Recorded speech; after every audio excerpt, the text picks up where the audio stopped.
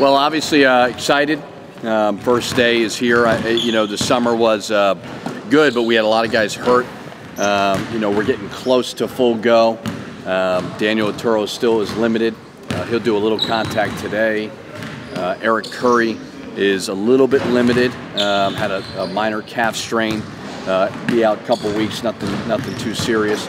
And that's it. Everybody else is full go. So really like our team. We're young at a lot of spots, and then we've got some veterans at a lot of spots. So got new guys, a lot of new guys. We've got, I think, 5 new guys. But it's exciting. So we'll see where it all goes. But today's a good day. Richard, you talk about limited. How limited is it, or how limited is it? Like a week or 2 away, or ready for I don't know the season? exact day, but he's allowed to do all non-contact stuff right now. So we'll put him through all the non-contact stuff, and Otero, right? yes, and he won't look hurt, and then we'll limit it the contact stuff. So I'm not sure the exact day, but it should be soon. But he plays in the first game. Yes. Yeah. Okay. Well, I don't know, but they'll play. Coach, what's the situation with Marcus Carr as far as eligibility? Yeah, ongoing process with the waiver. Nothing new. They don't really keep us updated or anything like that. So it's all ongoing right now, so we're not sure just yet. Would it have to be in the next couple of weeks?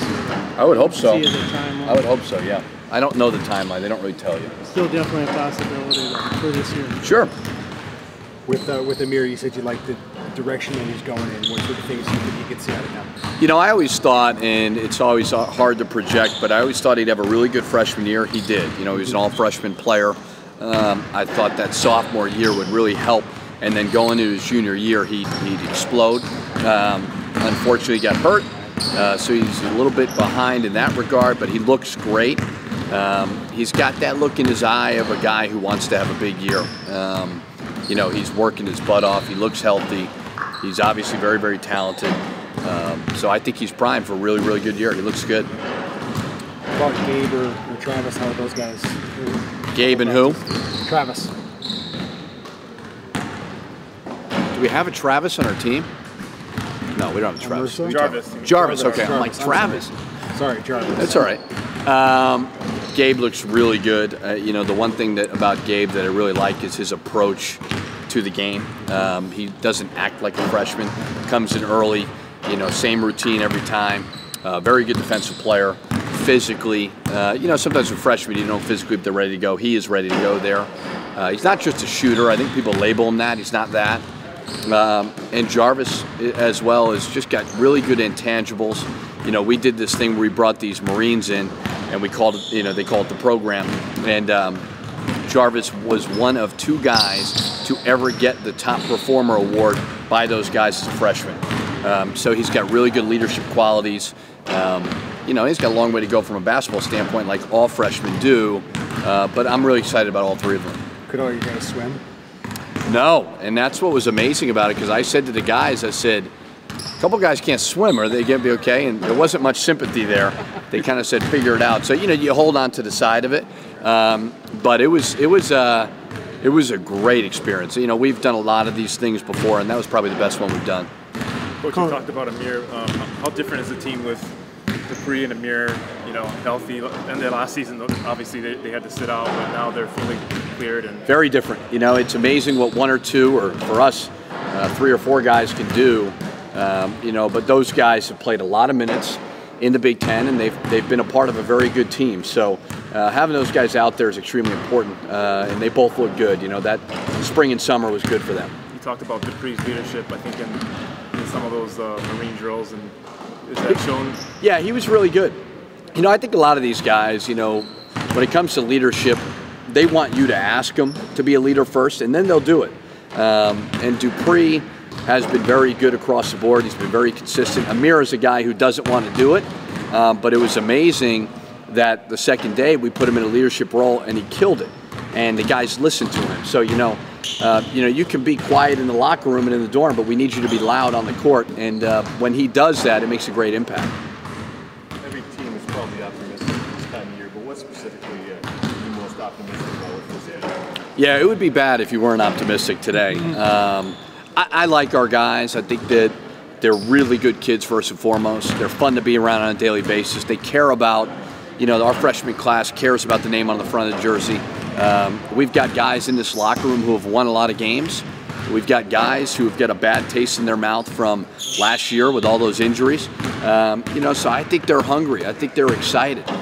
You know, and it's our first full season in this building as well, so that's special. Coach, what kind of off-season did Washington have? What have you seen from him so far, and what do you want to see? Well, he's been good. I mean, he's important.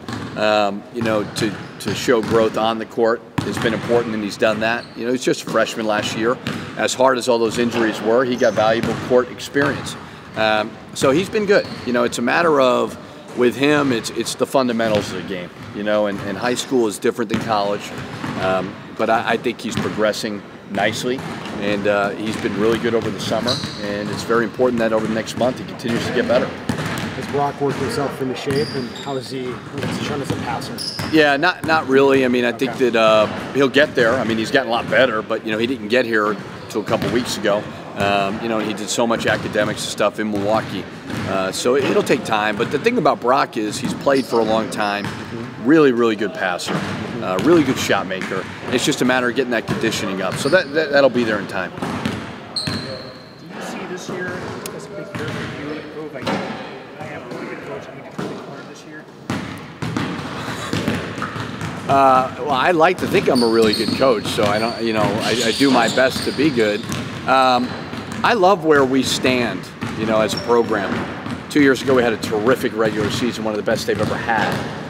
Last year we were sitting at 13-3 after 16 games, and then you know you hear and you read things. Oh, the bottom fell out. Well, why did the bottom fall out? So people who pay attention understand that. So I think that this program's really, really strong, and I like where it's going. So I think we're in great shape. How do you integrate the new guys into what you've done? You know, on the court's important. Obviously, what we're doing in the off the court with things, you know, leadership building stuff that we're doing is very, very important for them, because you know it's natural. You first step on campus, you're not going to be as outspoken as the guy that's been in this program 3-4 years. So that's time. You know, you can't rush it. You know, and the more success the new guys have, the more confident they're going to be. So you got to get to a point by November 5th that you're building enough confidence with these guys that are ready to perform. The new coaches, how they adapted to this team and helped you in the summer and obviously the new coaches? Yeah, I think they've been great. You know, anytime you can add a guy like Rob Jeter, who has great experience, has won in this league, has won in the Midwest, you know, so understands it. Great basketball knowledge, either sees the big picture, obviously being a head coach for 11 years. And then Kyle Lindstedt is as aggressive a recruiter as I've seen. Loves it, lives it, sleeps it, breathes it, you know, so, and he came from Wichita State as well. So I think that our staff is the strongest it's ever been, and those guys have been really, really good. We haven't lost yet, though, so I like them all right now. Did you like that buffalo that he had as his pet? That was bizarre. It was probably one of the most bizarre things I've ever seen, but I guess when you hire a guy from Wichita, that's what you're going to get. Coach, when you look at maybe, it's kind of a philosophical question, but when you get to the Big Ten, you like the idea of ideally being 8 deep, 9 deep, 10 deep? What would you? I'd like to be 13 deep. You know, I think the more players, obviously, the better. I mean, you know, it's you want to have guys on your roster, obviously, that can bring value to it. You know, and so I think we've got good depth. You know, it's just a matter of continuing to get stronger and stronger, so that you ever have, knock on wood, a thing like we had last year, that you don't take a step back. So we just try to build as strong of a program every single year as you possibly can, and I think we're really strong. Do you look at your lineup and say, well, you know, Amir's Amir and Jordan's Jordan, but then we kind of have 3 spots up for grab, or what's the message there? Well, I think the guys that have been here before, Dupree, you know, played a lot for an NCAA tournament team. Amir, Jordan, Eric Curry, Michael Hurt. You know, so the guys that have been here, part of a good team, I know what I'm going to get. The other guys, I don't. But that's college basketball. That's the fun of it. Curry all recovered? So he had a calf strain. He's out probably 2 weeks. Had that the other day, so I don't think it's anything serious. Besides that, yeah, if he didn't have that, he'd be full go.